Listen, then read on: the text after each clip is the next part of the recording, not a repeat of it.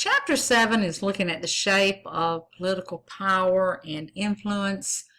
Uh, we mentioned the power elite earlier, but according to Max Weber and certainly others, the power elite model holds that the interests of the elite class generally overwhelm all others in the political arena. The conflict theorists who focus on the top level of power say that the United States is governed by the power elite. And of course, as I mentioned before, it does consist of the top leaders of the largest corporations, most powerful generals and admirals of the armed forces, and certain elite politicians. So we're looking at the military, the political, and the economical. Sociologist William Dornhoff uses the term ruling class to refer to the power elite. Then we have the pluralist model. From this viewpoint, which is known as pluralism, functionalists say that there is no one group that holds the power. The country's many competing interest groups balance one another. And we all know that our system was, or our society was formed on checks and balances, okay, if you will.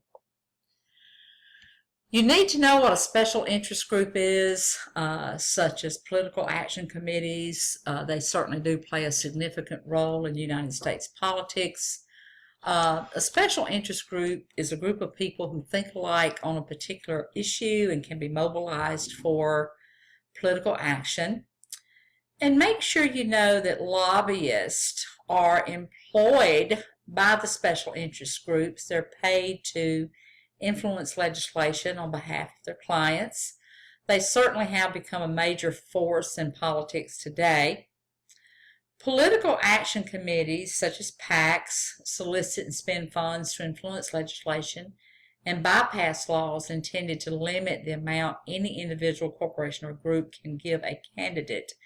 PACs have also become a powerful influence, bankrolling lobbyists and legislators, and PACs with the most clout certainly do gain the ear of Congress. The regular interchange of personnel between government, industry, and lobbying groups is known as the revolving door. It finds people leaving government jobs and moving into the private sector, and sometimes eventually back into government. Voting patterns do tend to be consistent in the United States. Certainly the percentage of people who vote increases with age.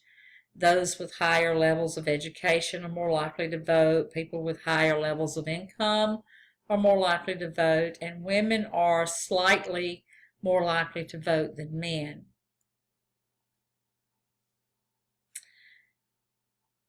People who gain less from the system in terms of education, income, and jobs are more likely to be alienated.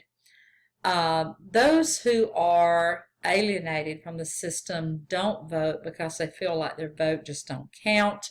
There are two terms here: estrangement, which is expressed in a lack of trust or faith in the government, and then we have a lack of efficacy, which is a feeling of powerlessness. Voting patterns do reflect a person's life experiences, especially economic circumstances. For years, there's been a large racial ethnic gap in politics. More recently, a gender gap has emerged in terms of voting for presidential candidates.